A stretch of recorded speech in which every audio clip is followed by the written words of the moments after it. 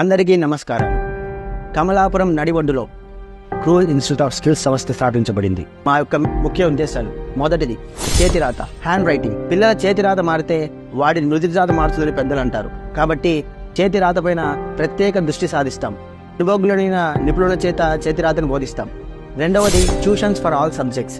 అన్ని సబ్జెక్ట్స్ కి టీచర్స్ ఇక్కడ అవైలబుల్లో ఉంటూ పిల్లల్ని నిరంతరం పర్యవేక్షణ చేస్తూ వారికి ట్యూషన్స్ చెప్తారు.